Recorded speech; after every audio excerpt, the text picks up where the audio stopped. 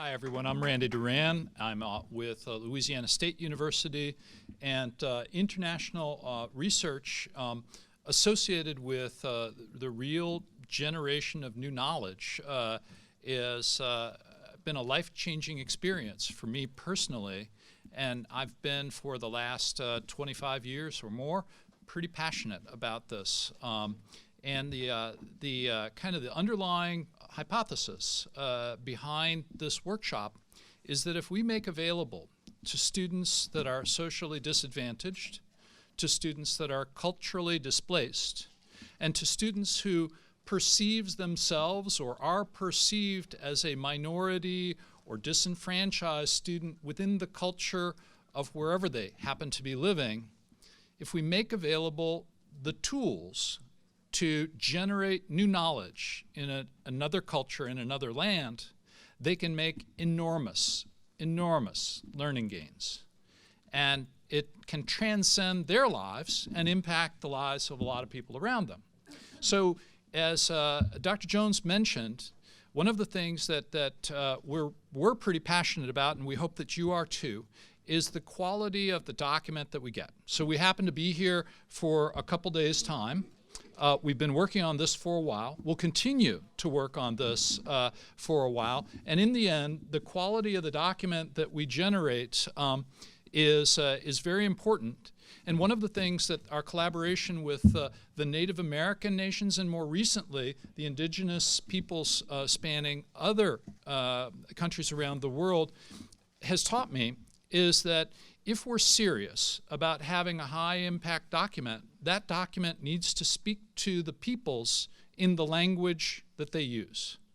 And so I think that the higher quality document that we can discern and discuss and then eventually provide to the worldwide community, the better the chance that it will be translated into good Potawatomi, and it'll be translated into good Cherokee, and that Dr. Aruna will be able to convince some of the indigenous peoples in the Amazon basin to maybe make a recording of this, the better off we will be.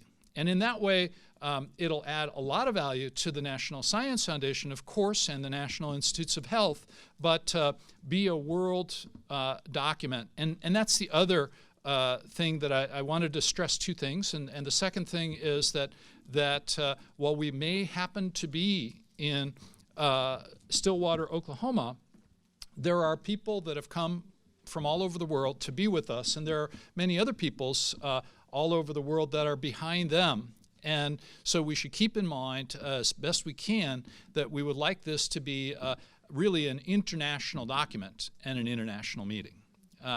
So with that, I'd like to introduce Dr. Rivers and Dr. Mosteller, who are the chairs of this very first session.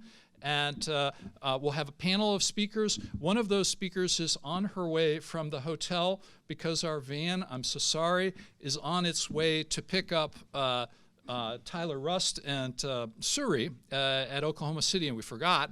And it's on its way because Deb was routed from Dallas to Amarillo, Texas, the person that was supposed to give that ride.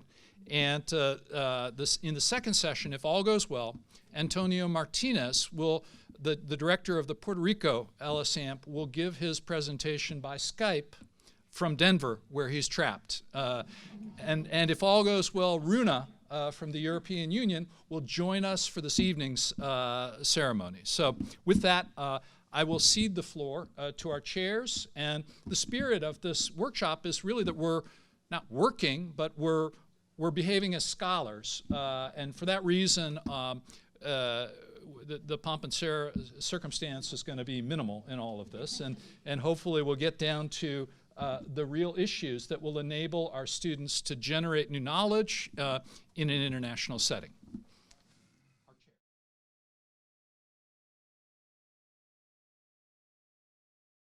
Name is again, is it working? Lola Bagayoko.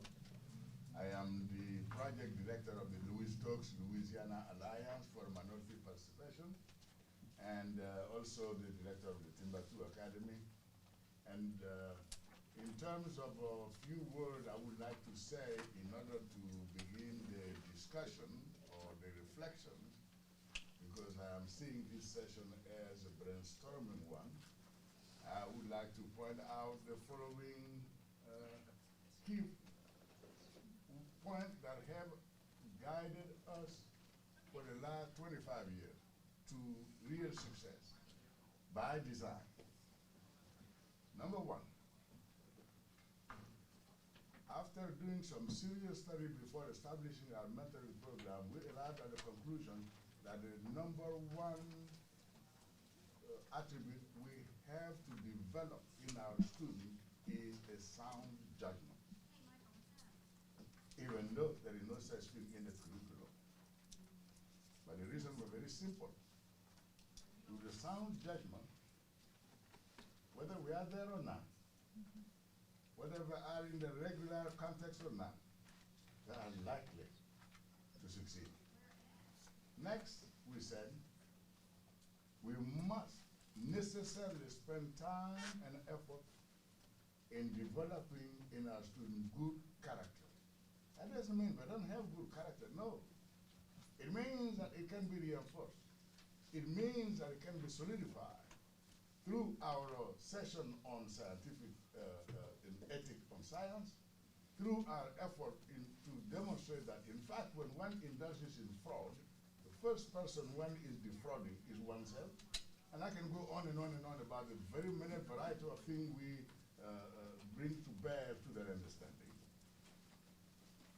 And the third thing we said, if we are really mentoring seriously, and we are, then we must insist on sustained effort. I did not say we must insist that we deliver premier result day one, which no one can anyway, the last time I checked. But we figured that with the sustained effort, the rest is only a matter of time. Just a matter of time. This is the point we actually went from this to go from simple conversation to go to the most stable of all the laws in cognitive science, which is known as the power law of human performance. Ladies and gentlemen, I have the pleasure of telling you that I do have a two-page description, one of the power law of human performance. Somebody is laughing, who has heard it so many times, he didn't want to hear it any longer, but hey, I didn't give him any choice. So I have 50 copies here. I'm not going to pass that out now, but I'll make those available so that you can take a copy. The point here, let me insist on one thing. This is the single most critical thing we do at the Timbuktu Academy at LSAMP, because we happen to know that in many cases you are dealing with students who have been told, or whose parents have been told, who somehow believe that they are not made up for this thing or that thing. That they may not have enough brains for this or for that. Well, this law, Lord have mercy. I wish you could see me when I'm talking to the parent of 5th grader or in our summer program or of incoming freshmen, because this law helps us to dispel any such thing and squarely make it evident that what you will do as a student here is going to depend on the effort you deploy. Remember the sustained effort, the last item in our 1, 2, 3 principal things: sound character, good sound judgment, good character, and sustained effort. So this is the justification for that. Now, I have the advantage, unfair maybe, of having grown up in Mali, West Africa, having studied all my, up to the bachelor degree, and also the bachelor degree in physics and chemistry was accompanied by 4 solid years of studying, of teaching and learning, theory and practice. Hence, when I landed in the United States, the training, particularly the teaching and learning aspect, the psychological, sociological context, allowed me to see automatically. I said, oh, wait a minute. I already know that the culture is a learned behavior, most don't. A culture is what? A learned behavior. And that in fact, you know yours best when you can compare it to another. I love it. So when I came in the US, what some other colleagues of mine were considering as, oh, I really don't like this, or I really don't like that, coming from some other colleague student from Africa, I was smiling and educating them and say, enjoy learning the difference, enjoy seeing the fact that you can have two things totally different, each one being valid in its own right, depending on his context and so forth. What I'm trying to get to here, if we don't understand that culture is a learned behavior, I am not sure international exchanges and cooperation, mutual respect, and so forth could go very far. I'm going to finish. Where is it? How many more seconds do I have left? 1 or 2? Oh, I think I have 4. Fantastic. I think I have 4.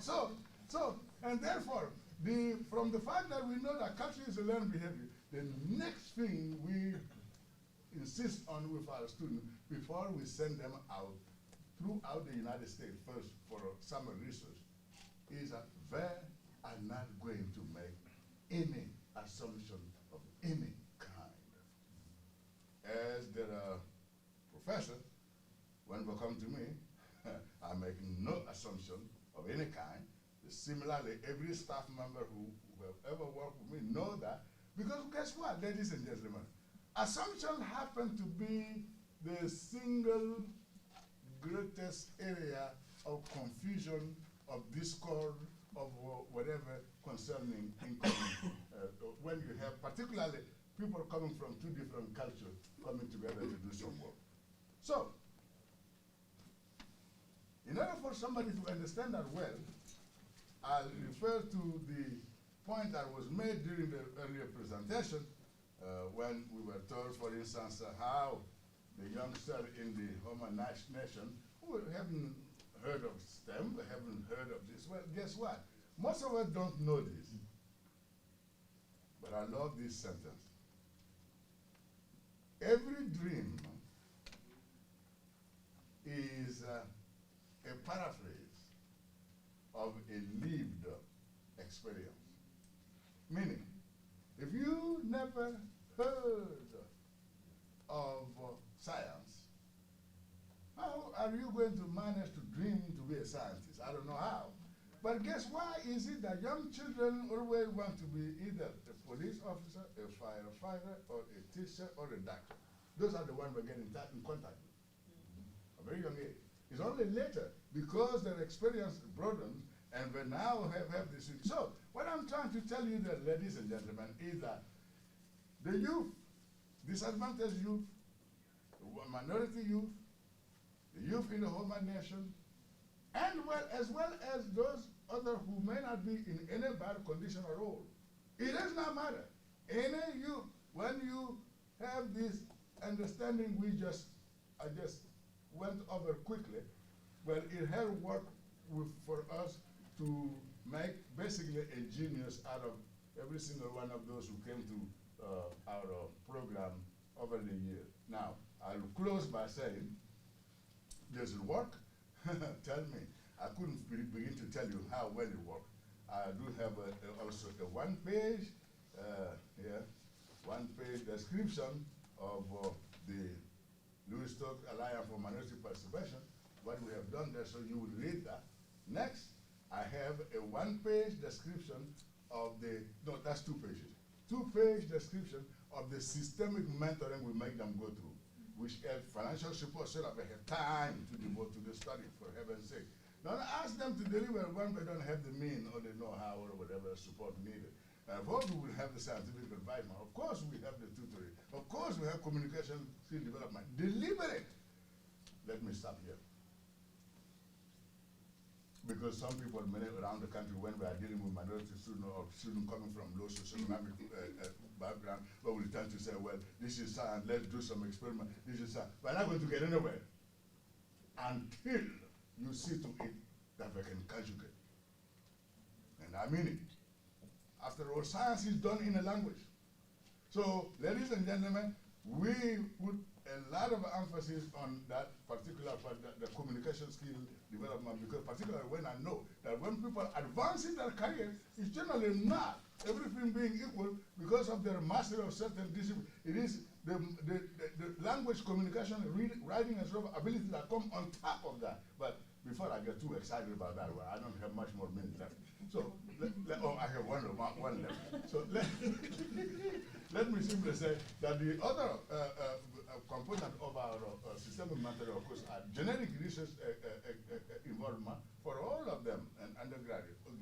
Generic means literature, search, how do you write a technical paper, how do you print that generic part. And then two specific research project execution. That generally in the summer, we go everywhere. Oh, of course, I was just telling Dr.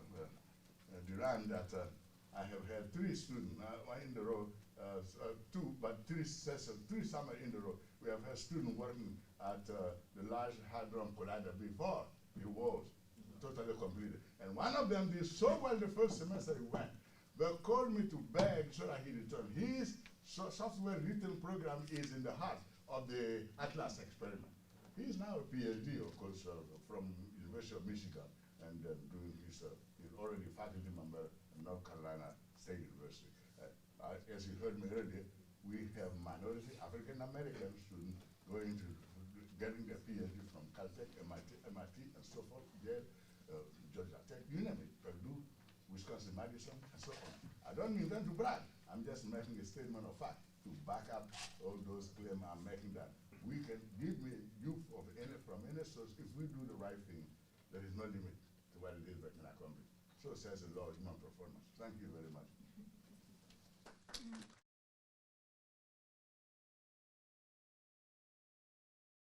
Thank you. I guess we're going to switch gears here because mine's a little more down to earth on exactly.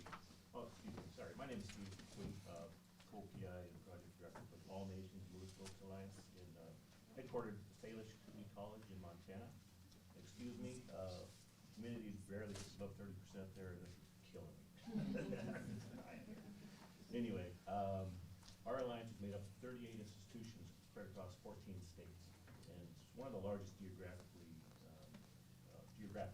amps. And the reason is strictly numbers. We concentrate on Native Americans, particularly on tribal colleges, and we have 27 tribal college partners, and we have roughly almost 300 AMP scholars. And when we talk about mentoring, we have 38 different mentoring type programs, so it's tough to generalize what's working and what's not, but each school does have a mentoring component, and seems to be working. Most students are progressing through their bachelor's, and unfortunately we have a tough time getting these students off the reservations into mainstream institutions and continuing on. But the international component, which I want to talk about here.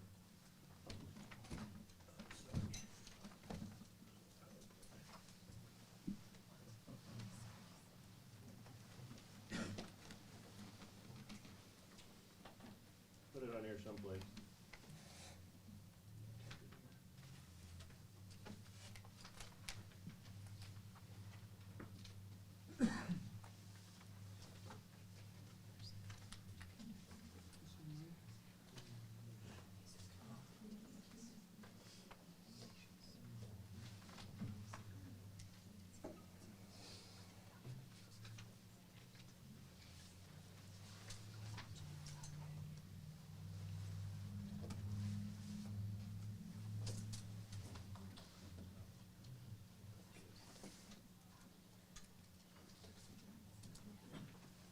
You've been working with the Organization for Tropical Studies. I'm not sure if Barbara's here or not. But basically, it's based in Costa Rica, and it's basically ecology, environmental type studies, some biology. But we've been working with them about 8 years and sending students, and our numbers have been dropping off, particularly our tribal students from our tribal colleges. So we're trying to figure out why, so we went to some meetings, we met with their program staff, and basically the students were afraid. They, like I said, they're tough to get them off the reservation in the first place, let alone flying international to a foreign country, unknown. So we decided to try a the Peary program is an 8-week summer program. Starts roughly beginning of June, ends in August. And that alone presents problems because that's powwow season for most of our students. They like to go around, a lot like to dance and participate in those activities. So that was a factor as well. So we decided to try a shorter 10-day research experience down in Costa Rica. And we had pretty good response. We had 30 applicants, and we picked 15 students and 12 mentors. And I think the mentors were the key, the research mentors, because there was somebody from their institution, a professor, researcher, and they developed, that was another thing, they had a tough time figuring out what they were going to do in that short of time. So with the help of the OTS and the Peary folks, they helped us decide out, because there is some ongoing project down there with some forest ecology and some plants. I'm not a scientist, so that was kind of tough for me. And yeah, these are some of the, and then the passports was who would have thought passports would be an issue. That actually, one person couldn't go because they didn't get it in time. So we went last December, and we got down there and took about a 7-hour bus ride from San Jose down to the Las Cruces Biological Station.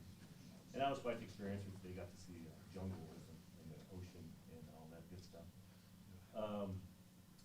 And then we had a nice dinner. And the next morning, half the folks got rotavirus. It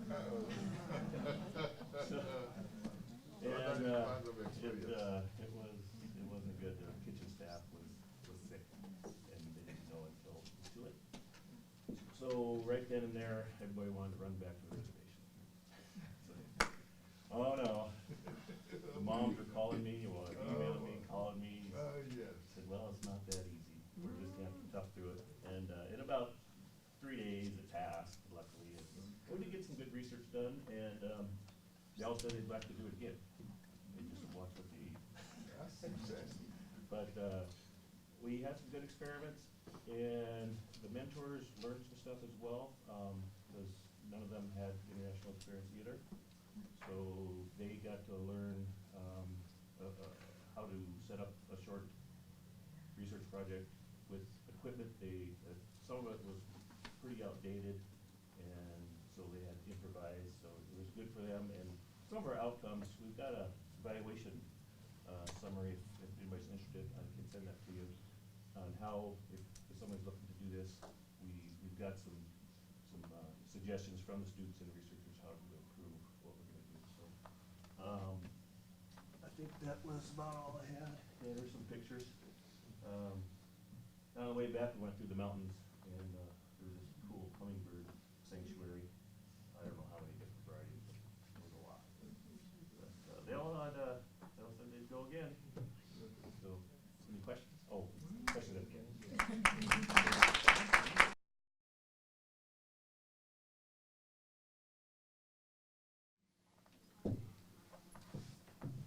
So good afternoon. My name is Christina Good. I am here from the California State University LSAMP Alliance. And good afternoon. We also have a presentation.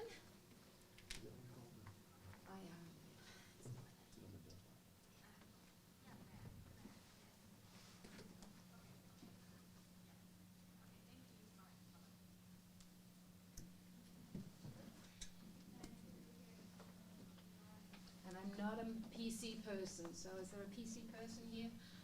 Because I've lost my, oh, there we go. This on the screen. So this is it. There we go, perfect.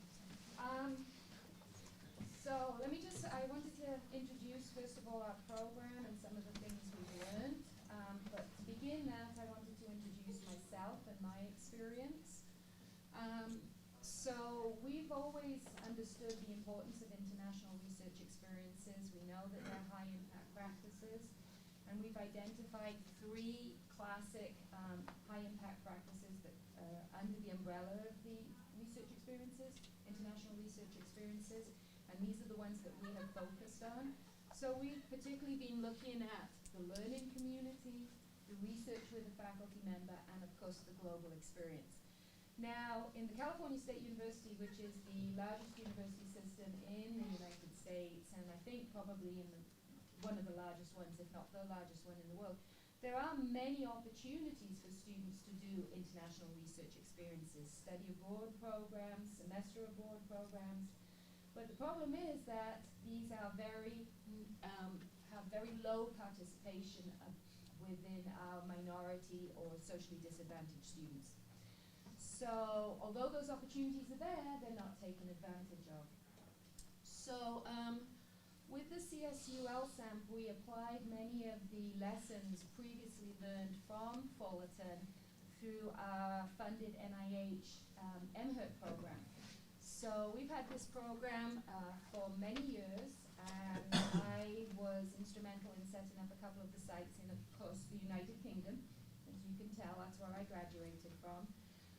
So when there was some money available with LSAMP, we decided to take some of those lessons that we've learned and start a global experience for our minority students. The pilot program was in Austria, and then we expanded this again in 2011. So our first program was just really a global awareness. It was a 11-day, very rapid trip. But the second one, we took all of the lessons that we learned, and we actually had a 10-week program in Austria. We recruit across the Alliance. We're a 23-campus alliance, and so there are multiple students available to us. And this particular program was at the Medical University of Innsbruck. What we've done more recently, though, is our program in Thailand, and this is the one that I think we've really learned a lot from, because although our MHERT program and our program in Austria were very successful, they were also really for a very select group of individuals, those who had a lot of research activities, going into very productive, very cutting-edge labs. And that's great, but it's also sometimes difficult for newer students involved in research or students that have got less confidence about their ability in research to be successful and comfortable. What we found in Thailand was, again, we've been working with the Thai universities for a number of years, and we looked at Thailand, and particularly Chiang Mai University, which is in the north of Thailand, as a great opportunity for us to do applied science. The Chiang Mai University faculty in all of the departments that we've been working with are interested in very applied science to solve problems in a developing country like Thailand. And we found that very attractive. So we've got research placements in mathematics, chemistry, geology, and also biology and biochemistry. Our success, I think, is shown here in that the vast majority of our students have gone on to additional international experiences and then ultimately into grad school. We've got some that have already graduated with a master's, transitioned into PhD programs, some that have gone directly to PhD programs, and we've also run into some of the same problems that have already been mentioned here.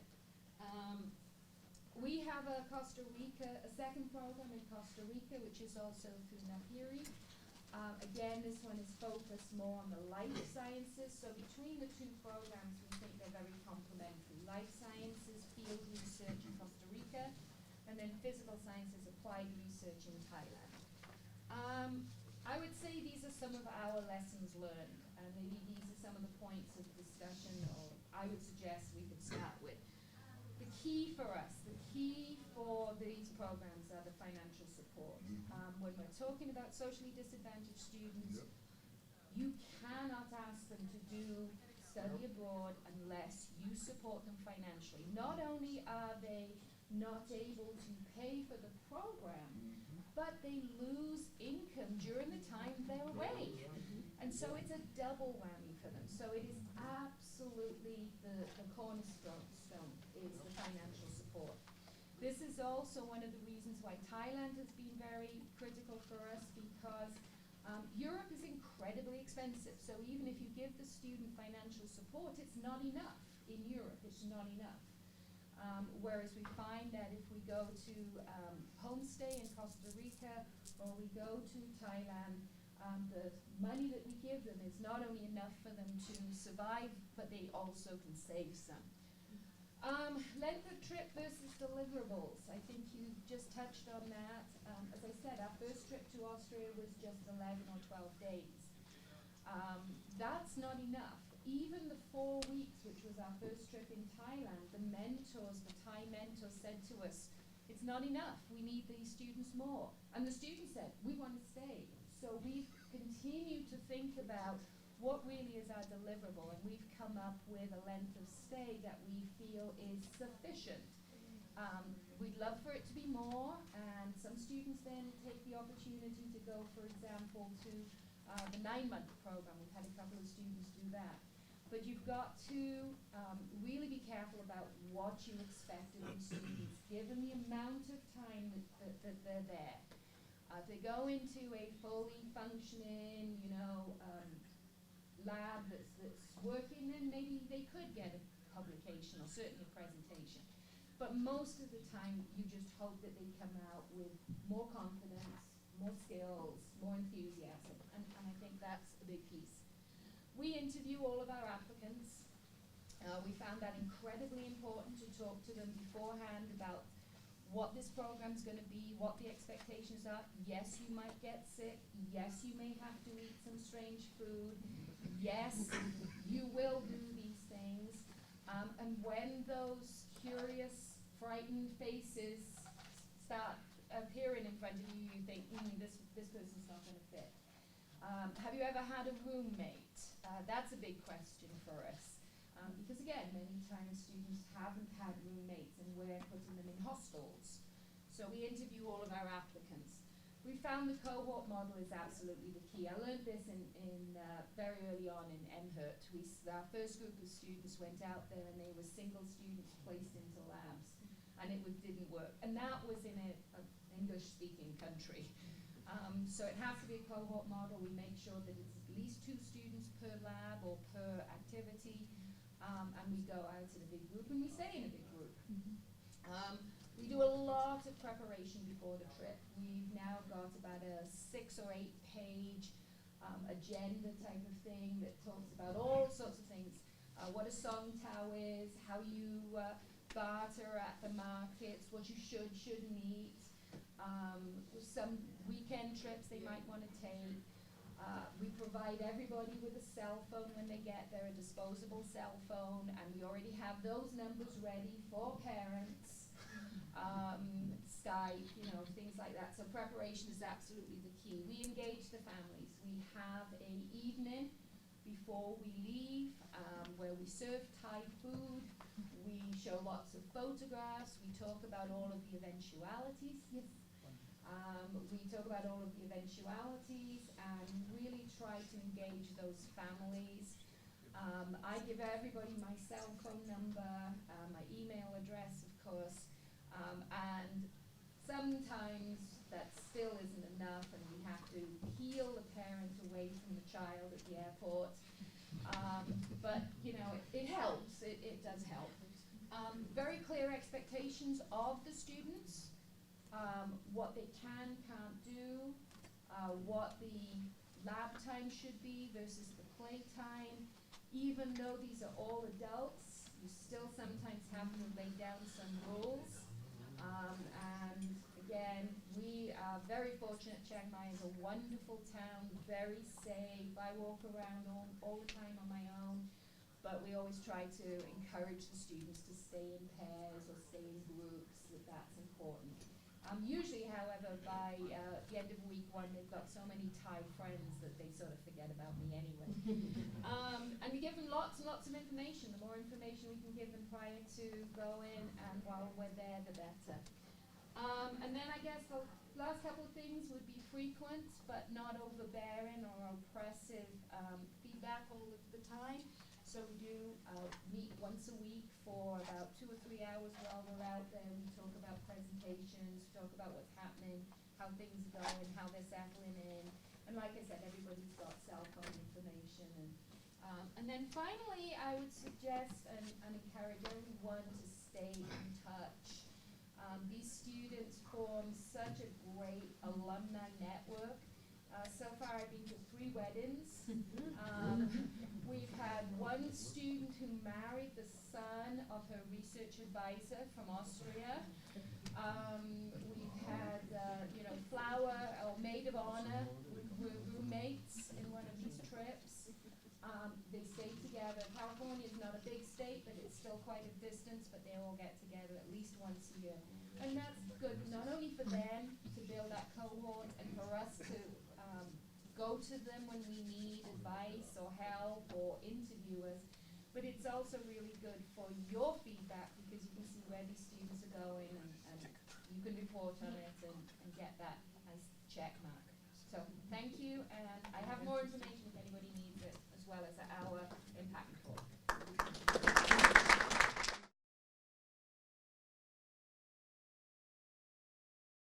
Pleasure to be here. I'm Renetta Tull. I'm from UMBC, the University of Maryland, Baltimore County, and I am fairly new to the LSAMP community. Some of you from the LSAMP community may have known my predecessor, Cynthia Hill, who retired in the summer of 2015, and so I took over along with a colleague, Sanjay Janka. But I also work with the LSAMP BD program, the Bridge to the Doctorate program, so some of the things that I'm going to talk about are connected to both the undergraduate LSAMP as well as the LSAMP Bridge to the Doctorate program, and then some of the things that we did with the AGET program, which is Alliances for Graduate Education and Professoriate, our Promise AGET program in Maryland. And so this is near and dear to my heart. I'm an engineer by training, now in administration. I don't run a lab anymore, but I didn't start to travel abroad until very late, about 2011.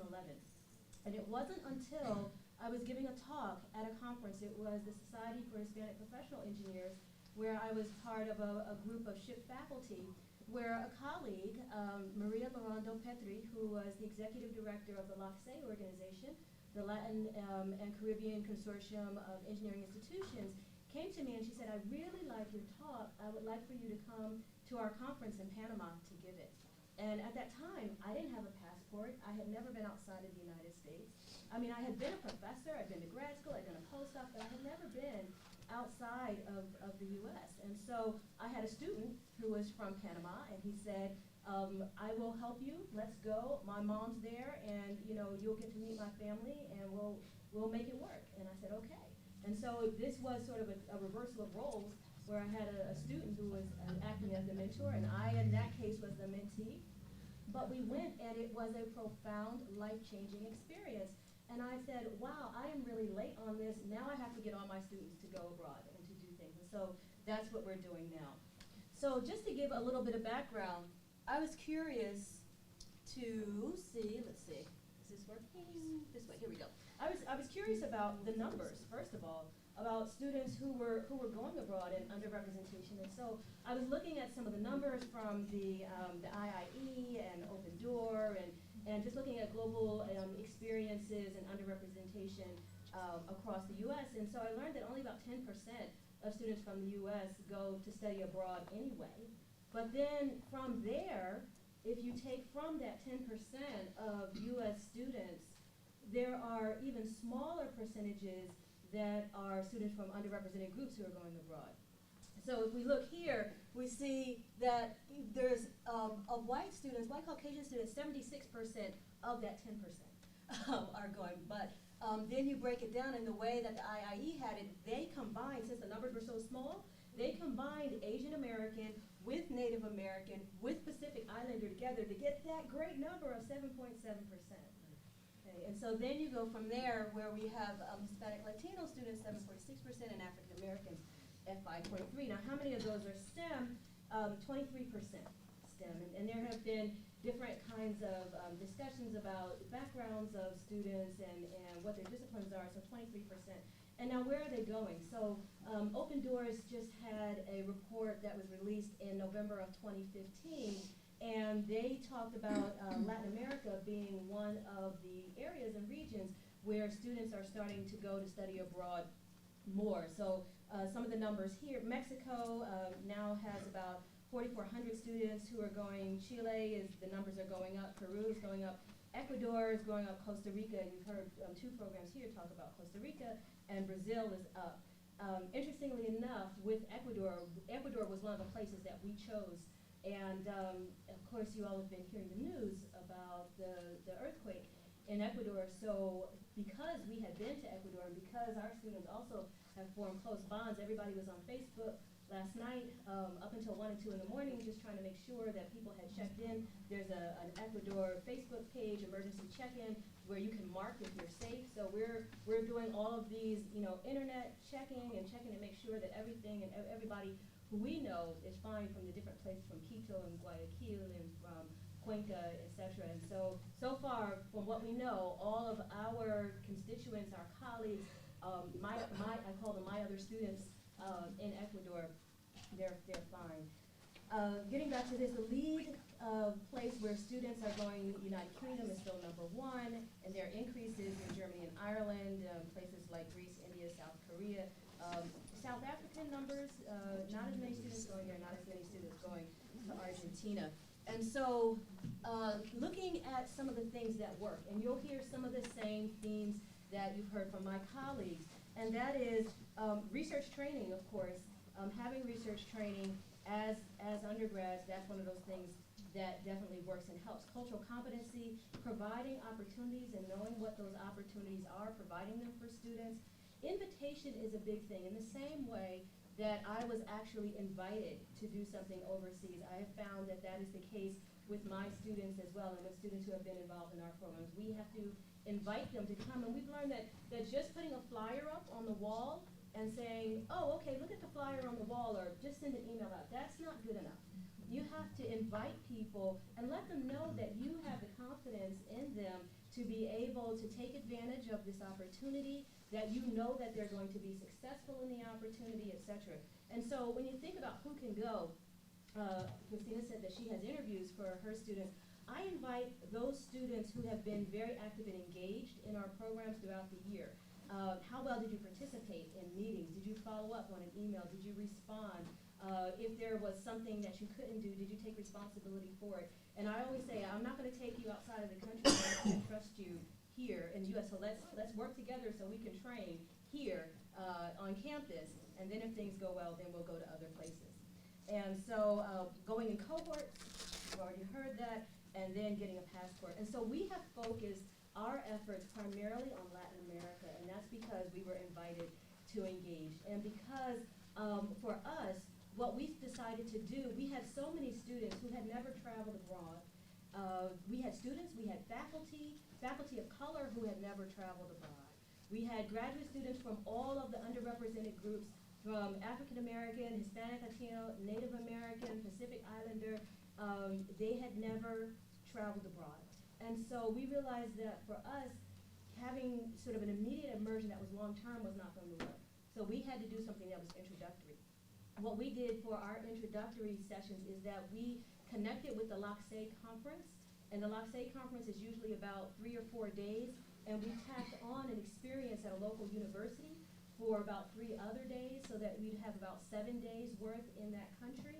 And we also connected them to students ahead of time. So I would go ahead of time, usually a couple of months, maybe even a year ahead of time, meet people, connect with them, sort of develop friends and family in those other places, and then bring my students there. And by then, I already know all of the details about the airport and where to go. We already have family there, sort of adopted family, and that has been very helpful for us. So here in these pictures, you can see some of our students that we've taken to Ecuador, and then we had them involved in a mentoring session for undergraduate students. Dominican Republic over at the top. We've also had some projects in Puerto Rico, which is part of the U.S. But there's an organization for those of you in engineering who might be interested. It's called World Speed, the Student Platform for Engineering Education Development. And World Speed is a group of students, undergraduate and grad students from all around the world who come together to think about some of the big problems that are happening in the world, looking at grand challenges, for example, from the National Academy of Engineering, and looking to see how they can use their engineering and science knowledge to really attack those solutions and come up with solutions to some of those big world problems. Clean water, clean air, all of those different things, national security. And we found that connecting then our students with students from around the world, and they stay in touch over the years over Facebook and so forth, that has been very helpful to keep them involved. And so here are some of the pictures where we've taken students to different places. Ecuador, Mexico, Colombia, Cartagena, where they've had a chance to present research. And we've also had them go to WEEF, which is the World Engineering Education Forum, where they have been able to connect because the SPEED organization connects at the different organizations throughout the world. So the LSAMP organization in Latin America, as well as the world version. So there was a WEEF in Dubai. You talked about United Arab Emirates. The next LSAMP conference is in Costa Rica. It'll be in July, third weekend in July. And they allow students to present whatever they have. So if you have an extended abstract, if you have a poster, and so it allows them to engage on various levels, and we found that that's helpful.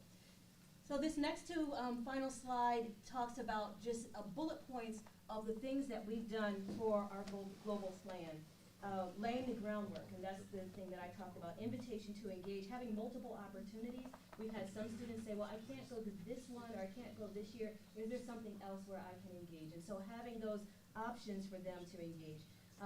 We have encouraged students to go to summer REUs, but I've been very careful. Again, that trust factor. So for example, those of you who know Angela Burkis from Georgia, the Georgia Peachtree AMP, if she sent something that said, here's an REU, I think she had something in Greece with engineering and science and archaeology. So because it came from her, and I've known her for several years and I trust her, I say, okay, well, this is the AMP that she's involved with, therefore I trust my students to be able to go to that particular program, and I pass it on. Visitation coupled with a conference, a group coordinator to facilitate, that has been helpful for us. And sometimes you can't always pay someone what they are worth, but if you say as part of being part of our program, you'll have a chance to participate in the trip, and these are the things that we need you to do. It's easier. We discuss research, STEM identity, for example. There are some papers related to STEM identity, and so we talk about that. Facilitating collegiality over competition, that's very important to our students because they want to work together. They don't want to work against people and work against people in different places. And then understanding the need for research for a purpose, and helping them to find research that is going to be beneficial for the community. That has been very, very important to our students because they want to make sure that if they're going to do research and if they're involved in a project, that is something that is going to help the people, that is something that's going to be connected to the community, and they found that to be incredibly, incredibly important. In this part about considering family, and we've heard this before, so you hear resounding themes. Doing due diligence, what I call due diligence.